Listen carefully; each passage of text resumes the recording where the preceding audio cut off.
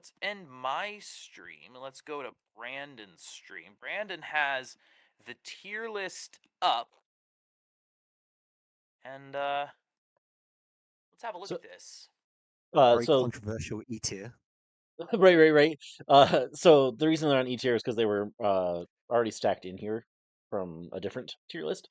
But instead of just mixing it into the pile, Wait, no, I thought Nikkei sucked now.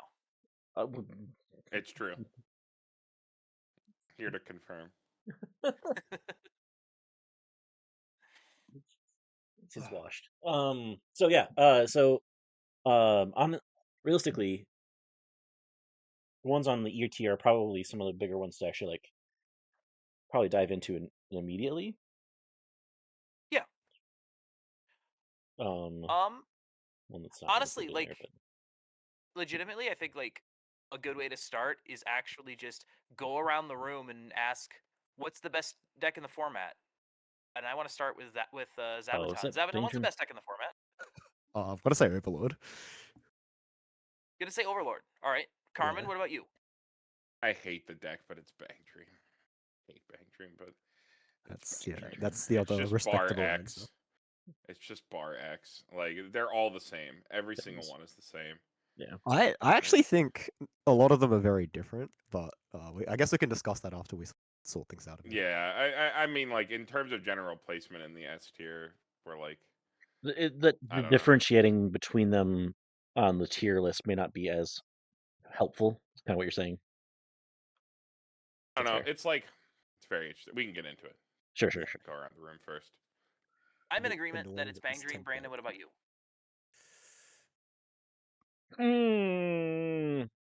Yeah. I mean, I'm still on Bang Dreams. Like, definitely gonna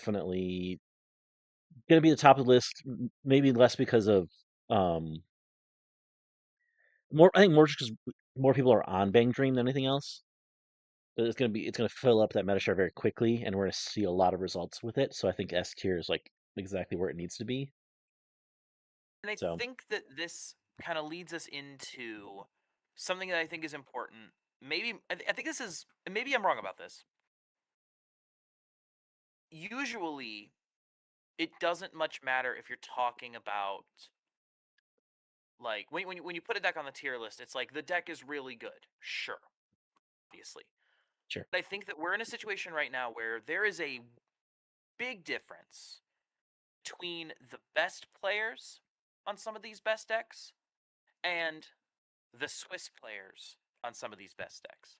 I am very scared if I sit across from Steve on Overlord in round 6 of a regional. I am not scared when I sit down across from a scrub at a locals on Overlord in round 1. Whereas Bang Dream, I think I'm a little more scared of that scrub just because Bang Dream can carry the scrub better than Overlord can carry the scrub.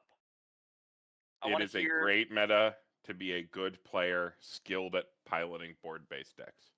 Yes, I completely agree with that. And I think based on that, when we put things on a tier, I think we need to like put some kind of caveat that we're talking about the best players on the deck, not necessarily just like the rank and file regular players on the deck. Sure. I also want to know what you think about this. Like, Ken, you are like the Overlord apologist, and I'm gonna be honest. I've disrespected Overlord for years, and you are one of Yeah. the few threads that's keeping me tied to the Overlord is still good narrative. Because I really want to sever those threads. I've never loved Overlord, Hmm. and you keep convincing me that it's worth my attention. Like, what is your thought on like the best Overlord players and like the difficulty of piloting the list versus like the rank and file Overlord players? Do you think that that's a distinction that matters, or is that a distinction without a difference? I think it's a distinction that matters. Um, it's a deck where you sort of know what your basic game flow is, but you have to sort of always um know how to navigate sort of edge cases, decide when you choose to keep your deck compression. Sorry, choose to keep your resources over like eliminating risks and all. And I think those decisions can be pretty difficult, and a lot of it just comes down to experience. Whereas, and I think when you mess up with Overlord, it's really hard to recover. Whereas if you mess up a bit with a lot of other decks, it's not as devastating. So yeah, I guess what you said about yeah, like the sort of skill difference can feel a bit more amplified with than it is with decks. It only Because takes one misstep with Overlord to ruin your entire game.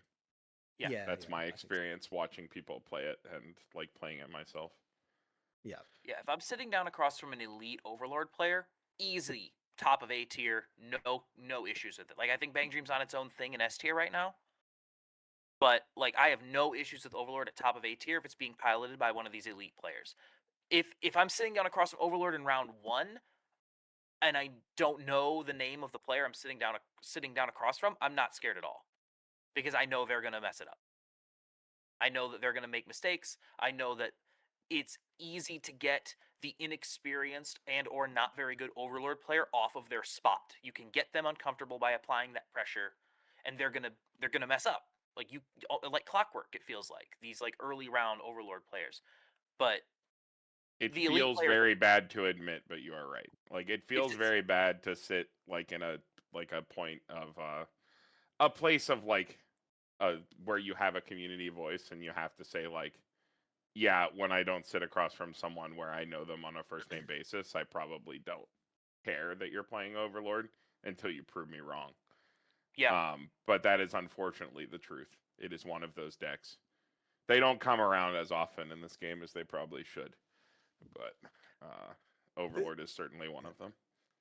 I can't say that from experience, just because I'm pretty sure I was the only player playing at the last 2 regional events I went to. So like I've actually never really thought about it, but Well, I yeah, kind of you're get on what the you other mean. side Like, of it. yeah, I kind of get what Yeah, you mean. you're on the Like other when side of it. yeah, I think it's really easy to sort of notice when your opponent's playing Overlord and makes a big mistake though. Like when I play Overlord and I make a big mistake, I can my opponent kind of immediately notices because it's just really obvious that something went wrong. So yeah, And sort I of agree on think that. I also think that maybe the reason that this conversation is coming up again or is coming up is because Overlord feels like it's resurgent, right? It felt like Overlord was very dormant for a long time, and only those really good Overlord players were on it. So it's like you didn't have to think about it. But then when you sat down across from it, it's like, okay, I'm probably playing an OG. I'm probably playing a true believer. Now it feels like there are some people who are digging Overlord back out of mothballs, and maybe are some of those not as good Overlord players are starting to it's like, oh, Overlord's good again. I'll play Overlord. So I think we're starting to see maybe like as the meta share of Overlord increases, as the conversation around Overlord increases, I think we're going to see more people playing it, and that's going to like dilute that. That's going to dilute that player base of Yeah, that deck. It could. All of these board-based decks that people are saying are strong in this meta are unbandwagonable decks because they all require a level of higher level of pilot input than Bang Dream. Yeah, I think that's exactly right. I think it's on the nose. So what I'm hearing is that the order probably is this. I'm happy to go with that. Yeah, like I think personally I would prefer to play Overlord, but if you guys want to put a Bang Dream above it, I think that's a generally accepted opinion. I don't think we it's can fine. ignore the general play rate and like the Yeah. overall conversion of Bang Dream into top cut. But like again, I personally don't want to bring Bang Dream to a tournament for a myriad of reasons, and I guess Well, now is the time to to be sort fair, of touch on them. Like the Overlord conversion rate is actually pretty decent, but I think it's just well, yeah, also it's small sample size. exactly It's a right. much smaller sample size, yeah. Every version of Bang Dream to me has some sort of horrific problem that I never want to experience in a tournament. Bar Dolores, every deck up to the top end is functionally pretty similar. Dolores is a deck where you can work and work and work, and then the finisher just doesn't function at all due to absolutely no input from yourself, and you just get deck order checked and you lose. Yeah. Tamori is very similar, but for your own deck as opposed to your opponent's. But has a little bit more sustain, but you have to deal with an absolutely horrific trigger lineup, which you have some ways to mitigate with your level 0 options, but it's still very terrible to deal with, especially over the course of 8, 9, 10, 11 rounds, which are very common in NA in terms of lengths of tournaments. Simu's build has a much higher sculpting requirement throughout the game. The level of draw drops and sculpting on the final turn, in my opinion, has been greatly overstated by that deck. There's a lot of things you need to do. There is an absolute reason why that deck slams for Timoris Chiuri, because that deck actually needs to play over that card at endgame multiple times and neg to set itself up in order to sculpt. However, if I were to choose out of the three of them, I would rather play a death dance of sculpting and trying to deny my opponent from crashing using the 0-2 than deal with either of the other two fail cases, which I feel are out of my control. And even then, I don't want to bring Simu's build to a tournament either because of those issues. My personal input on Bankream, yeah, basically the same with Dolores. I think the deck, even if you get the resources, which is a big if, yeah, the finish is not very reliable. And then on top of that, in order to do your max output, you have to get, what is it, 11 stock or something if you want to go with the back row of Livionis as well? Most people have which- just completely cut the back row, at least in NA. Yeah. They've completely stopped even trying to go for that finisher, and Yeah, they I think aim it's for unrealistic. Dolores Anon as Yeah, their but I finishing think order. it's not strong enough of a finisher setup to like make your whole deck around. I think Tomori is the best of the bunch, but I'll get back to that in a bit. Anon plus like the door top end, I'm not convinced by, because on one hand you can deny your opponent from chumping their board by using 0-2, but if everyone else is also playing Brain they're gonna use their 0-2 to like at least just delete two of Exactly, your yeah. reverse target, and I think that kind of just like eliminates your advantage if you think you're playing the best deck. If you're rogue deck, it sort of changes the dynamic, but I don't think you can call yourself a rogue deck player playing Bankream at the moment. It was more effective when Tomori, Simu was the only one playing it. yeah, I because think people so weren't as well. thinking about it, yeah. Yeah. Tomori, I don't think Tomori is the card you're playing the deck for. It's just more that, yeah, Panspar's kind of iffy, but Pinky. yeah, if you, Yeah. but specifically in that deck, because your level 1 combo, you can get multiple of the back-to-back turns in like double or triple. Triggering a Pants to get a bar at the end of your first deck and refreshing 6 is a bit more tolerable, and then you can just go back and combo again and go through the rest of your deck, and that actually probably compresses your deck enough. So I think as a deck centered around just doing your Oblivionish combo at level 1 and 2, I guess, as much as possible, it's probably the best option. And then, yeah, I don't think Tomori is a great finisher, but the heal option is kind of nice if it comes down to it. So out of them, I think it's the best one. Yeah, it's a bit like if you just don't cancel very well and you don't get the time to build up that compression, like none of the finishes are really good enough anyway. So those games essentially just come down to stock swap. So yeah, it's powerful, but I think the recovery when you just don't cancel is a bit questionable, and I don't want to play it in a singles event over however many rounds personally either, which is why I would put Overlord above Bankream for my own personal tier list ranking. I think the thing that makes Bang Dream tick is that it has one of the most consistent level 1 combos that we've ever seen. And that it's just that good. Like that level 1 combo is legitimately that good, and the recursion on it is legitimately some of the best we've ever seen, if not the best. And then you also get an absurdly cheap healer. Like we're talking about the top ends and how they have their issues. And I don't disagree with any of that assessment. Like I remember reading the Dolores initially and going, "Oh my goodness, this looks and feels amazing." And then sitting down across from it and watching it whiff a couple of times, I was like, "Oh yeah, deck order check to the nth. That's could be a problem." And in a game where, you know, the difference between 6-1 and 5-2 is not going to top cut, right? Yeah. So if I'm gonna take an L every single event from a deck order check and I just have to eat that every single event, no matter what, like that doesn't feel great. So I totally understand that. But I do think that just the consistency of the mid game is also just going to carry you through Swift. This feels like, and I think the data is actually kind of bearing this out. It feels like a deck that goes X2 a lot, and I think that if your goal is to go X2 and hopefully bubble in, or snipe an extra game off of somebody and go 6-1 and make it in, I think Bang Dream is, it's very high floor, but its ceiling could be a little capped because if you hit if you hit that top end problem, you will lose, and you don't win the game. You don't win the game from levels 0 to 2. Like that's just you don't. Not really. You can put yourself in a really good position to win between levels 0 and 2, but you're not going to win the game. You still need to close. And Bang Dream has all these top ends that read extremely powerful, but when you get them actually out into the world, they fizzle a lot more than they should. And by that I mean they fizzle 25% of the time, maybe. Like that doesn't feel like a lot until you play 8 rounds of Swiss and suddenly you're, X2 instead of X1 and you're going home at 3 in the afternoon instead of going to deck 8 check. rounds of Swiss and 4 rounds of top 16. Yeah, it's a lot. If Dolores was literally Hamari from Decapa, she'd be better. That's my hot take.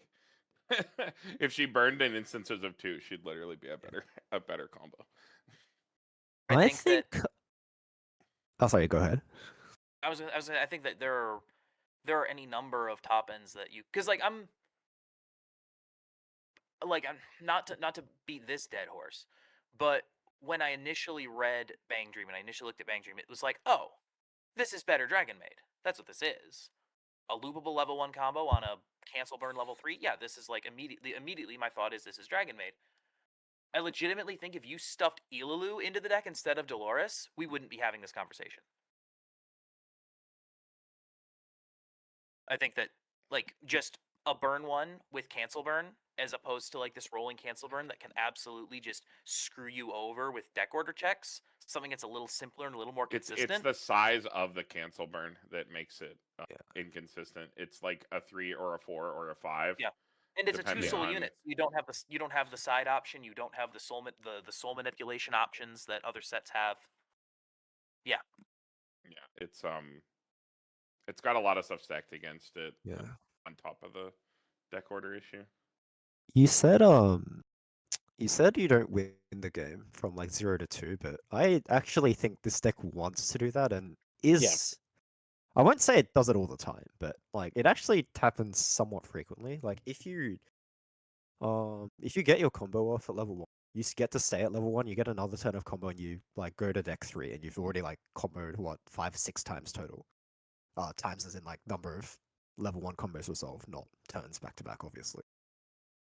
That's fair. Off that, you can actually kind of just win off that. I think when you play the Pants build, a somewhat not uncommon win pattern is you do that. Your opponent, you anticipate your opponent trying to end the game next turn, so you heal with double Mortis. And then you go into your next turn with 3-4, and then you use Tomori to heal down to 3-0, and that's your opponent actually just can't end the game anymore. So that's, I guess, another reason I appreciate Tomori. I don't think she's great still, but she's the best of what you've got.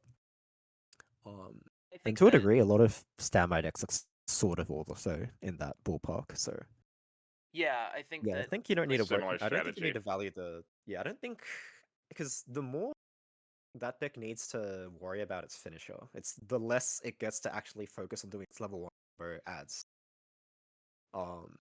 Its game plan. It just becomes more. How do I generate resources using this as opposed to how do I maintain my deck state while being able to play stuff next turn and keep up the pressure? Which is why I'm not big for Taurus. What you say about a deck that wins, wins in level 2, I think that's also you bring up a good point. I also think that's what Nikkei wants to do. Yeah, I think Nikkei's Nikkei is the poster child of a deck that doesn't really care about level 3 and actually just wants to stay at level 2 and win from level 2 as much as possible. And I think Bang Dream's trying to do that with its heal loop. Nikkei's trying to do that with all of its tools. It's just a very, very different kind of a list. So no, You want to I think it's a stop your very salient opponent from point. finishing you. Yeah. Right. Nikkei.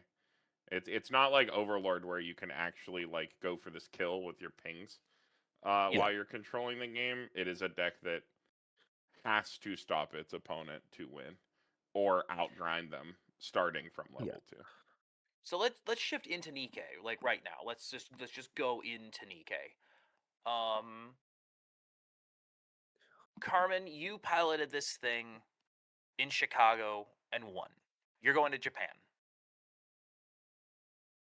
What happened to Nikkei after Chicago? Did anything happen to Nikkei after Chicago, No, or is it like nothing. Overlord in that there is just this massive skill gap?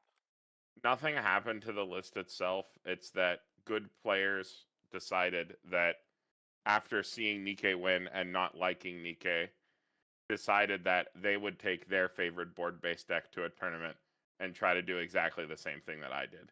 And as it turns out, that's a thing you can do when most people are playing what I like to call 1K1 slop, of which Bang Dream is a member. The people just decided I don't really like the way that Nikkei plays. It's not the board-based deck of my choice. I prefer 8 Standby Hololive. I prefer Overlord. I prefer a slime pile of some varying construction. I am going to try to force that exact same strategy because I do not like Nikkei. I think it is purely almost a preference thing across good players. I have heard other good players say that to this day, Nikkei sucks and that it doesn't do anything and people just misplay into it and crash into Alice, and that is how people win with Nikkei. I don't think that that's true.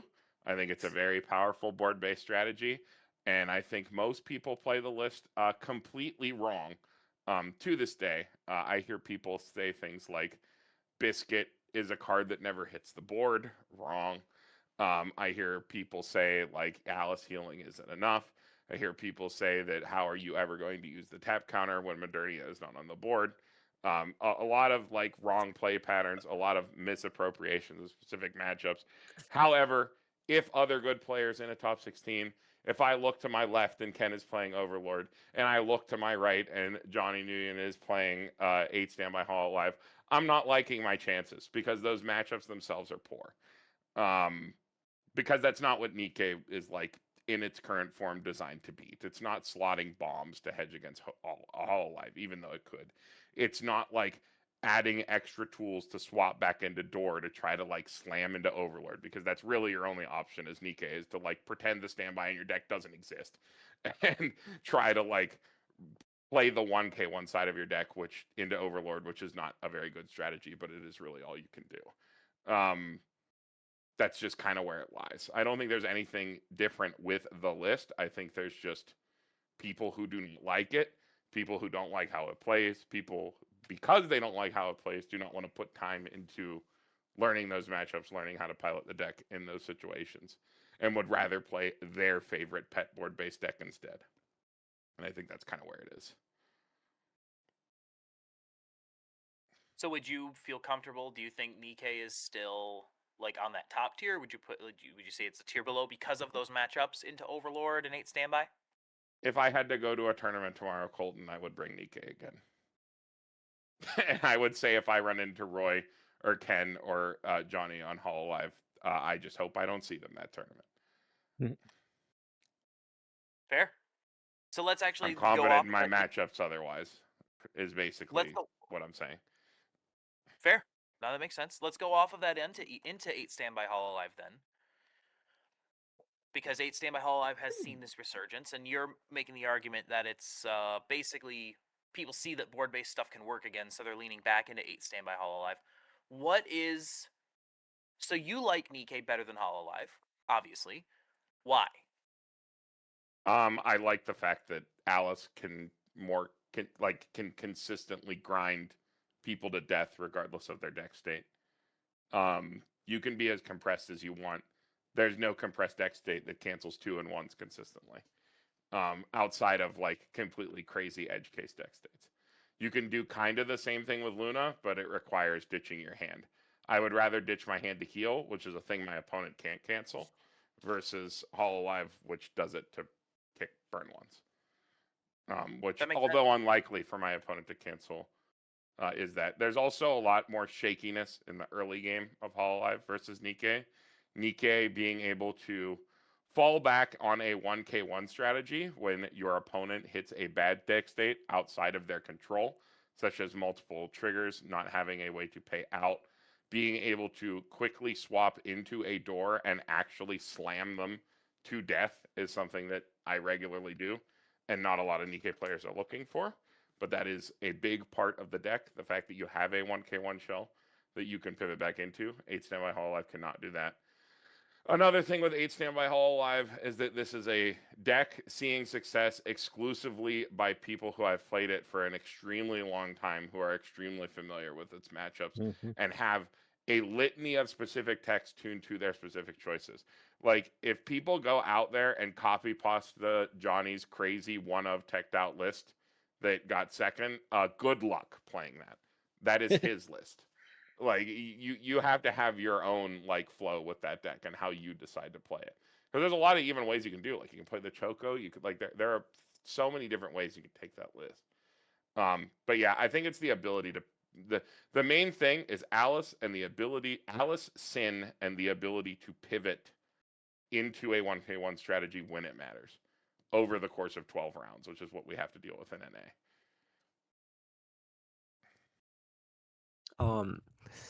I'm not 100% sold on 8 Standby Hole.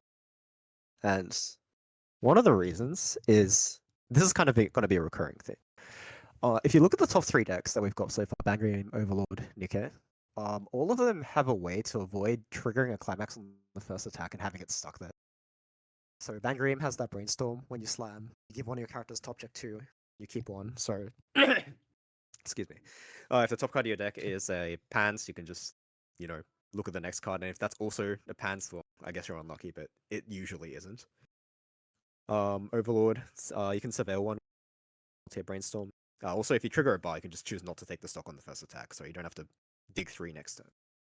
Nikkei has a multitude of ways of rearranging or checking the top card of its deck. There's the Delta Drop Salvage, there's the Scarlet top 6 add 1 effect, there's the Rappy 0.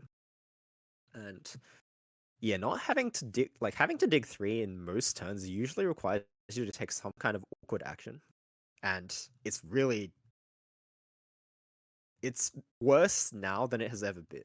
And I feel like Hololive not really having a way around that, aside from just drawing a climax, slamming it, and then bouncing your Armagi Polka and looking at the top card of your deck, is a pretty big detriment in my opinion.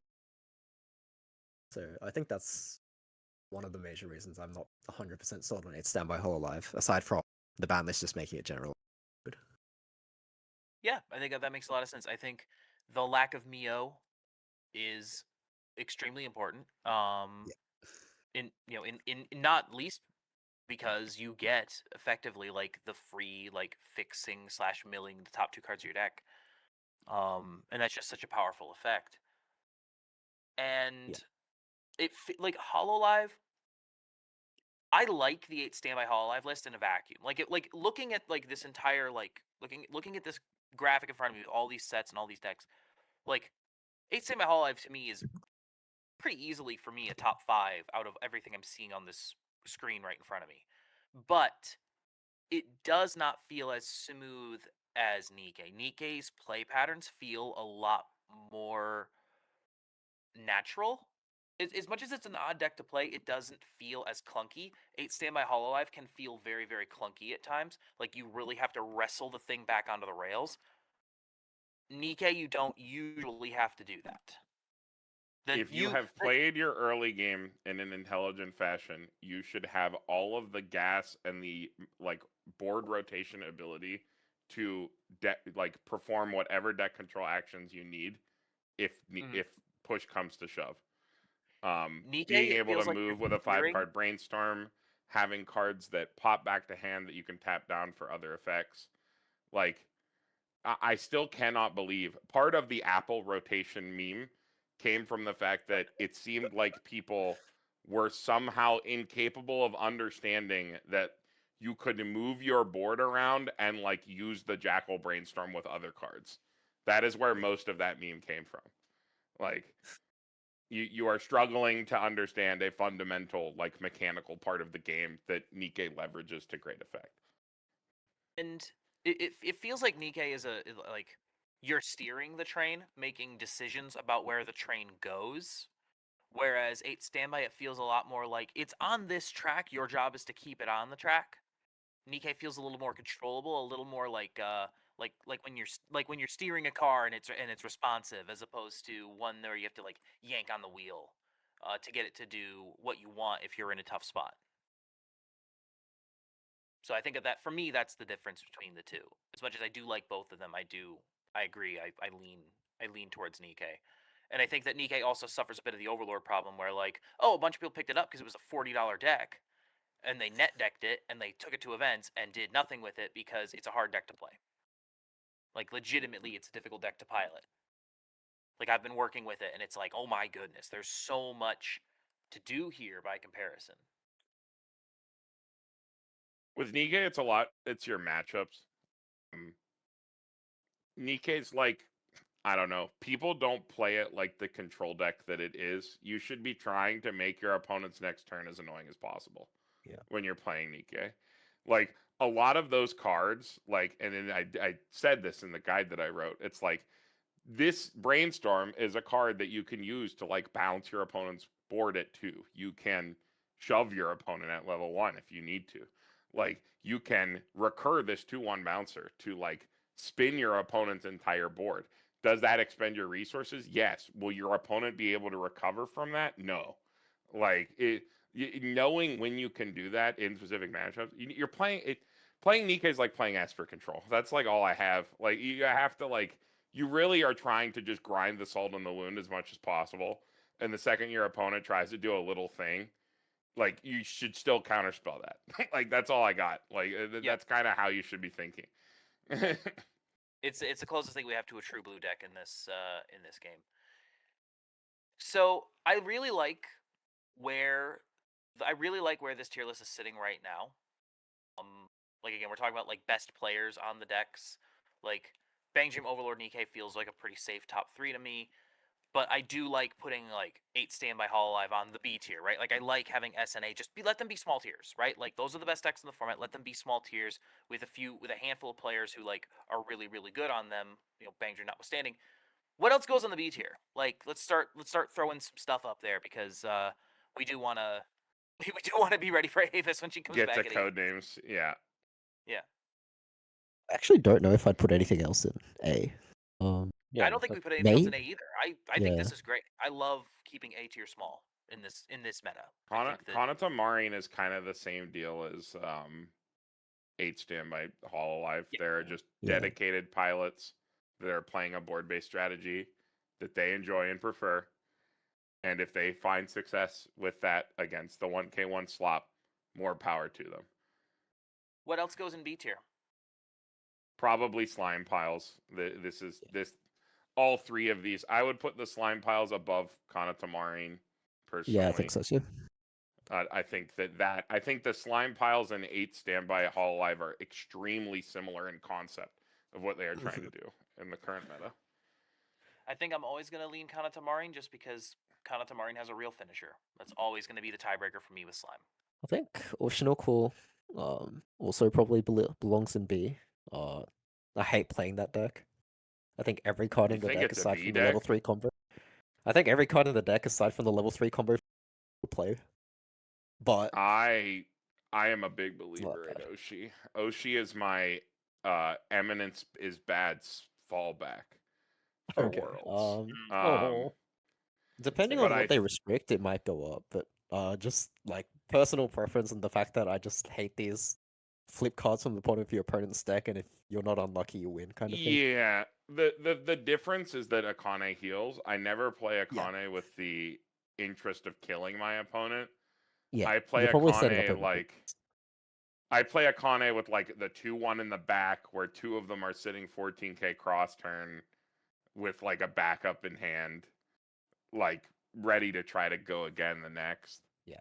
It's probably below that deck is so much better than the other 3 in my opinion. It's probably an A. I think it's below Nikkei on release. I do not think Oshinoko will exist in the same environment as Full Power Bang Dream or Nikkei. Yeah. And the latter is exclusively my fault, and I apologize. Um, I also think at least Bang Dream will be the next ban list will come into effect.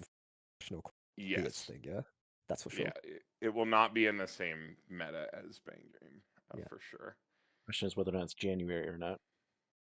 Oh, I gosh. doubt we'll see it like mid-season. It's probably going to be like end of season pre-Worlds. Like, Just my guess. I wish they were clear about that.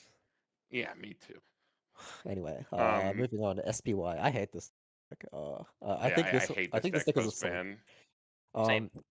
I wanna touch on this again. Like this deck struggles even more from the can't deal with first trigger climax effect, because you only have like what, one maybe two twin drives in your deck, right? And there's no real way of making sure the top card of your deck is in a climax. And then now when you do this, you have to work out a way of paying this stock out, and while you're doing that, you can't use your 1/0 Suctor to make stock.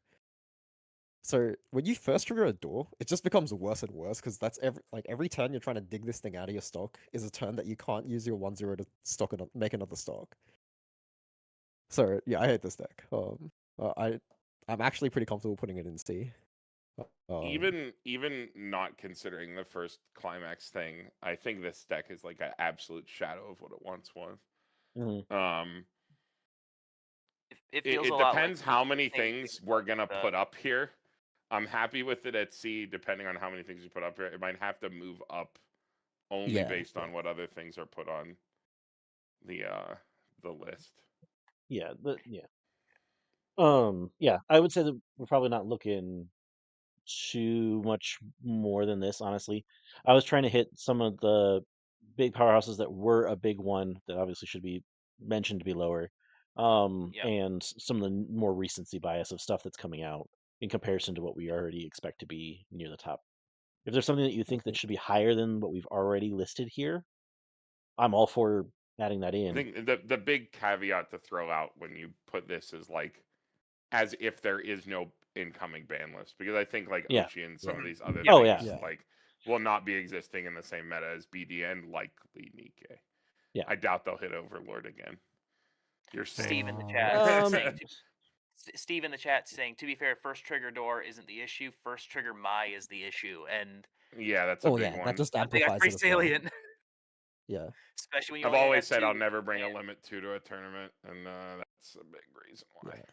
If the only limit 2 I would touch right now is Gura, because that's a limit 2 that still feels like you're fielding 3 in terms of damage output. But I Mai still feels wouldn't. like I mean, I'm not a huge fan of it. I'm not saying I'm a big fan of it, but like, if I'm gonna play, there's no chance I'm playing a limit 2 Aki or a limit 2 Mai. Like, no, the strength of that was that you tripled. That was literally what made it work. Was that you had 3 lanes of it. Having 2 lanes of it and some off stuff, just no. It So isn't doing what it does. on Aki, I don't Limit consider 2. the strong part of the deck to be Aki. My Springfest team came to the conclusion that we'd rather play Aki over. We went Overlord, Bangream, Chainsaw Man, and 2 one Aki's of the probably benefits of fine. two Yeah. Aki is a lot more tolerable, because if it's Yeah. not like the bottom 2 cards of your stock, you can just play one Aki and salvage the one that's in your stock anyway. And yeah, the better part of the deck is the level 0 through to 2. Yeah. That being And it's said, whether or not I that think part can I carry. think Chainsaw Man is still definitely like a B or C tier deck. I just thought it was better than the other options, because it has a shot, at least in Springfest, it has a shot of winning against the anticipated Sure. matchups. I like Whereas top some of of the C, other I ones think. are, you're like, you just scoop as soon as, like, you don't scoop, but you have a really rough time against Overlord, whereas Chainsaw Man can run the game. Level 0 stock soul is still just really, really nice, and you still get to run it, unlike SDS. So Yeah.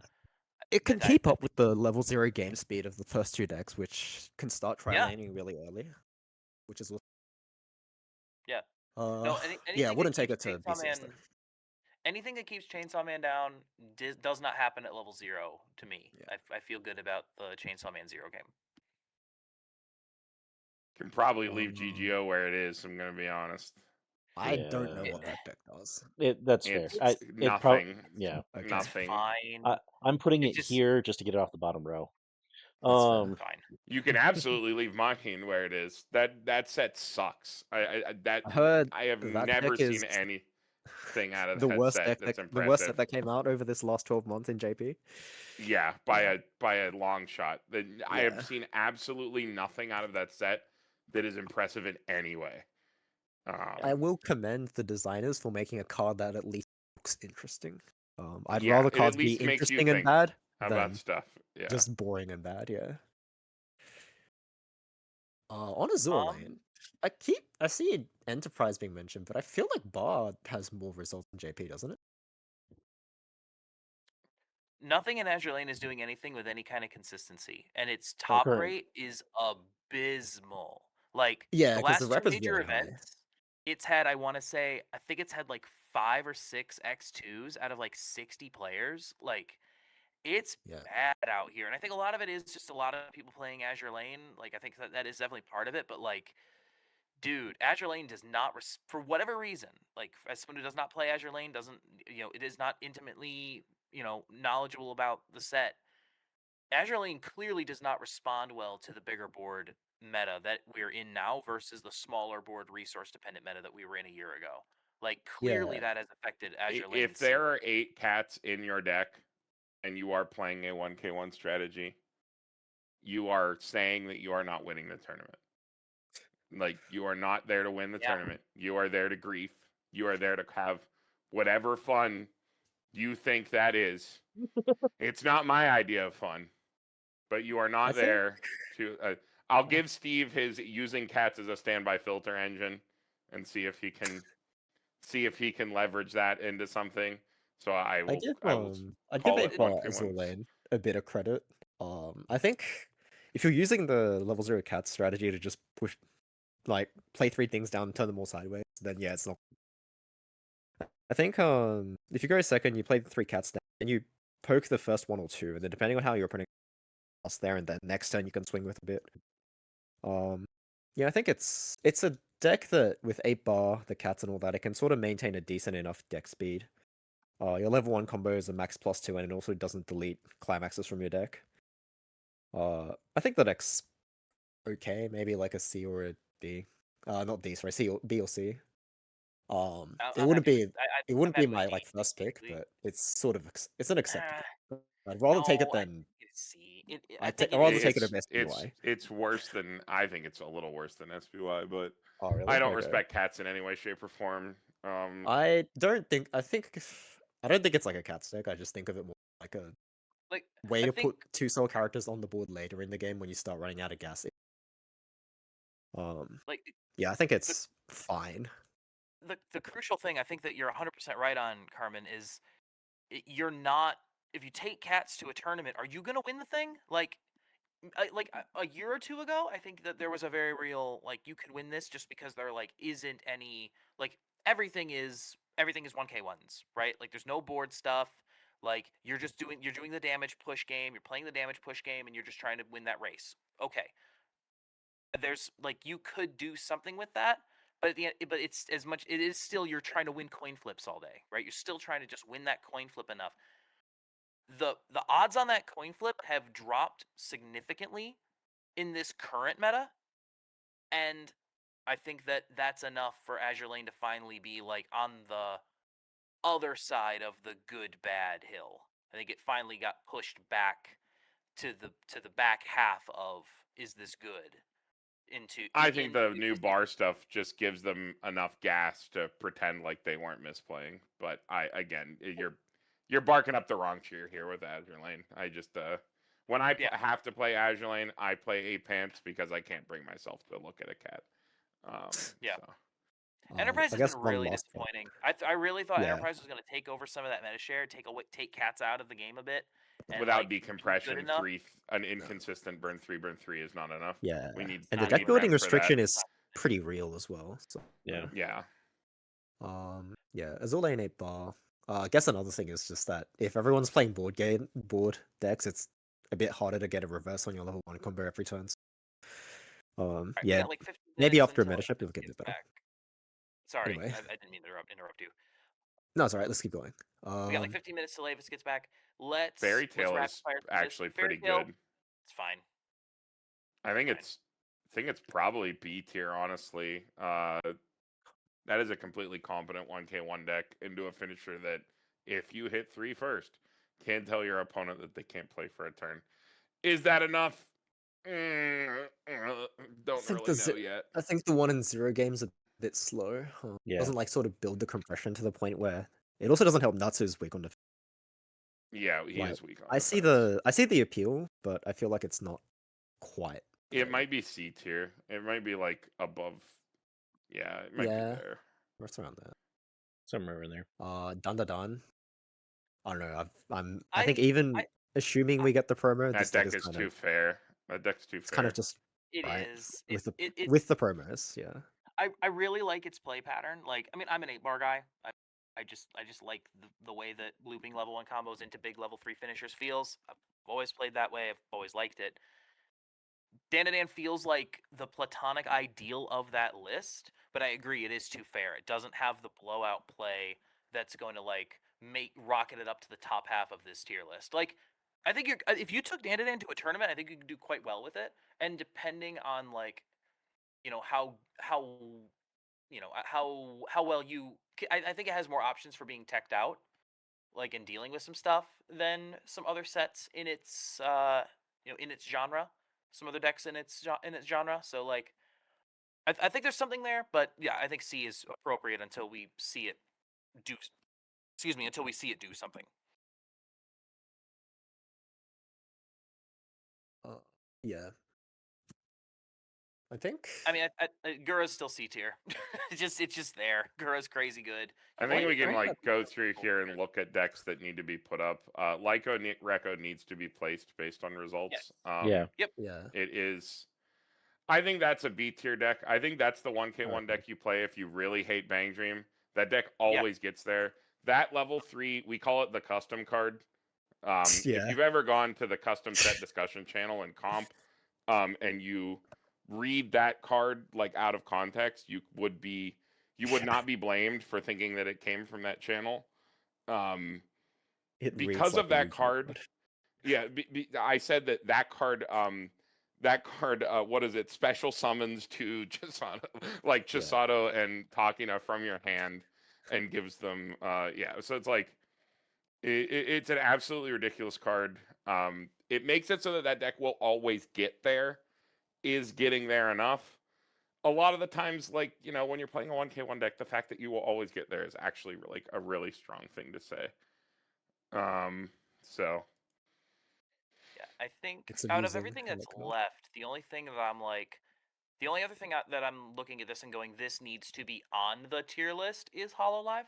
I think that there's still a place for the Guras and the not just I 8 don't. Stamina. I But mean like the rest, the 1K1 Hololive, the Guras and the let's Chloe get Mari. you to bed, old man. I don't think Yep. any of that stuff is worth playing. Yeah. And I think I Hollow mean, I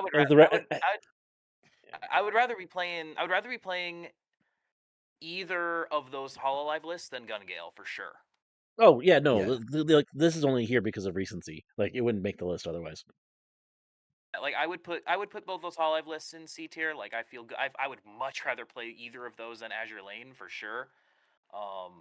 Like What left? I definitely feel that way about you those can two. drop it under Bunny Girl. I think that's fine. Like if it must be up there. Yeah. Similarly, I think Freerin should be like probably above Bunny Girl as like a I'm competent 1 day 1 deck thoroughly that you would unimpressed play. with Freerin, but Right in the middle. I think that deck is the like, appeal. yeah, it can be above or under. It doesn't really matter. It's just a competent deck that I see people play. I guess we should comment on Girls Band Cry. That finally did Yeah, I was gonna. say I they was were gonna getting bring There it it out. is. Yeah. I think the finisher in that deck, given that you also have stock sort, is surprisingly potent.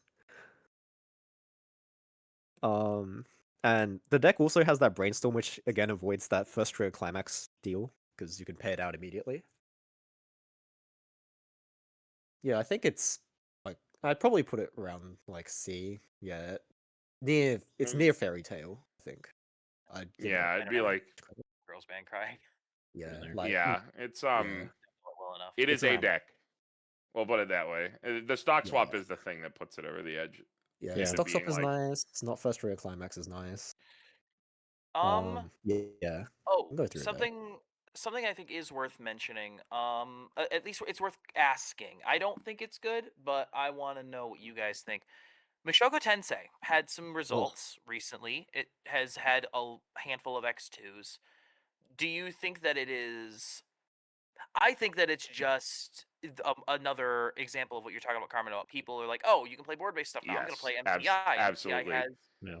it In has fact, it I has played. anti-counter and, like it has tap counter. I and- played against one of these such players on my run to win in Chicago. That is exactly what he did.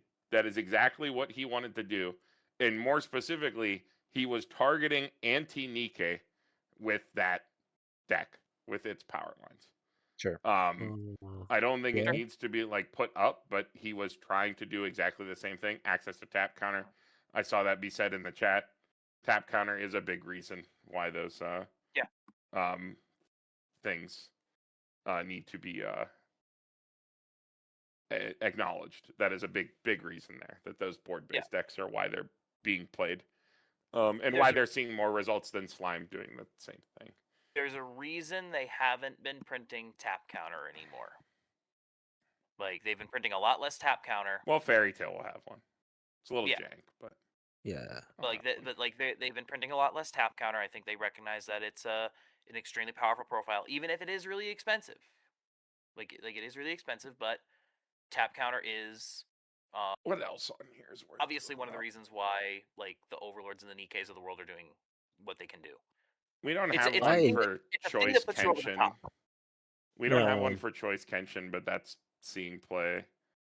I don't that get gank Kenshin, deck, yeah. man. I'm trying to get Um, Kenshin. I don't get it. I don't get it. Eight It's choice you put big 2/0s Fairy down. Tail. Yeah. Eight choice Fairy Tail. I think no one's gonna have that deck because it requires you to have this set one macro brainstorms. Unless you bought like 3 Chronicles, you're not gonna have it. It doesn't work. You need to have the tap 2 brain. But if somehow you just have your old collection lying around, it could be okay. It's surprisingly efficient at closing out games because you can bring out your level 3 for 1 stock. You can get a bunch of free burns off your Aquarius clone. You can do a lot of funky stuff. But yeah, I don't think it's going to be very popular just because the cards are not accessible. And also your level 1 combo is 5k without a clone. Probably requires a bit of a meta shift for it to become a thing. But I keep tabs on it if you own 3 Makarov brainstorms or even 2. Yeah. I don't know if anything else warrants being like put up. I mean, there are decks that we will see and that people will play. I mean, Yeah. Macross is Very- either the best deck or the worst deck. If you're the strongest, if you're Sakuraba that day, you're the best player What's, on earth. What's everyone's opinion on post-restriction quintuplets, the 8 stem level? Like, I just haven't seen it and haven't given it any thought because I'm too busy playing. Post Like, is restriction it- what? Quintuplets, the standby version, Nino. Oh, Bochi. Yeah, Bochi probably needs put up there somewhere. Bochi has been so disappointing. over. It just hasn't done anything. And Bochi does not respond to the board world that we live in now well at all. Sleep Like, for it just 6/5 with doesn't. It climax? doesn't. Yeah, it's not good. It's too fair, I think is the criticism. It's too fair. It just doesn't do anything that pops off the table. And I like Bochi. I think it's cool. I think it's fun to play, and I think it's fair. And I like fair decks, but it's too fair to be relevant right now. And the results are showing that. As much as it makes me sad because I like Bochi, I think it's cool, but it's just, and also its top end is way too interactable. It's just there's too much that you can do to beat it. Makes me sad. Probably somewhere around Freerin, realistically, for anybody who wants to know where that would be placed. But Yeah, it is C tier. It's just, and I think that some of it's bad luck, but like, man, I also would rather be playing Freerin than Bochi right now, for sure. Yeah. I think that's it. So quintuplets is, I mean, Nino's just not a deck, I guess. I not don't really. think it stands. No, Yeah. I don't. Kinda got I haven't seen taken it out that looks back. compelling. Yeah. kind It of got did. old Yeah. yellered like pretty If bad. if it wasn't was- restricted, then it absolutely would be so back. But it's too I was restricted. hoping the I would. believers had cooked something up, but I suppose not. I mean, I would rather be I think they've playing finally been. Hololive or Nikkei if I'm gonna play a board like any of these other board-based decks. I'd rather be playing than this. Yeah. Just too many concessions you have to make.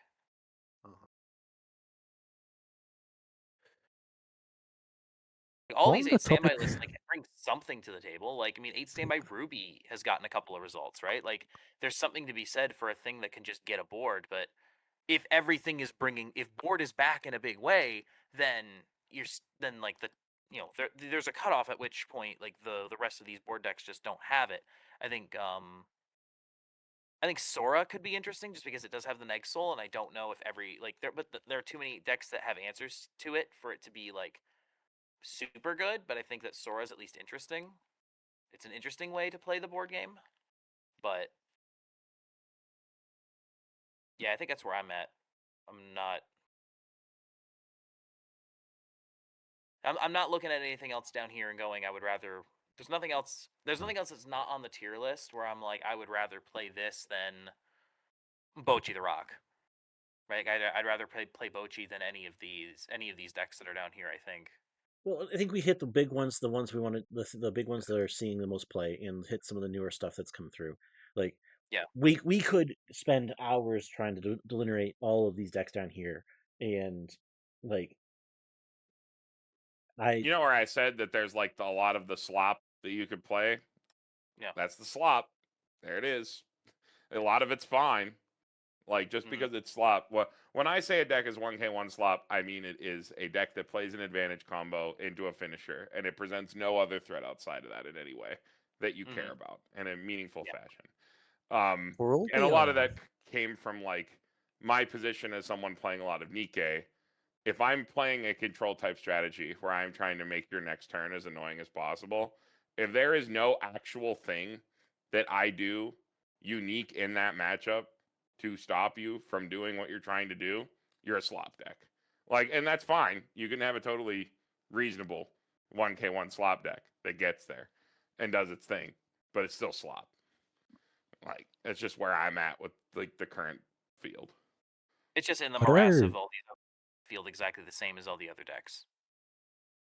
I don't know how much attention you guys pay to GP result, but I feel like if you look at most of the decks that top in Japan these days, you can either categorize them into standby decks, 1k1 decks where the playing the one climax generates you more like one resource per climax combo. So Gakuen Idolmaster gives you a hand and a stock, for example. If you go to say shiny colors, you have a back row that also gives you a hand, so like you can combo up to 5 characters on a single climax. And that's kind of just like a recurring pattern. And I think if you want to play one of these, say 1k1 slot decks, as Carmen puts them, your level 1 combo has to be like sort of that level of good. It has to generate a more than just like one card advantage, where it's just like top 4 add 1 or something.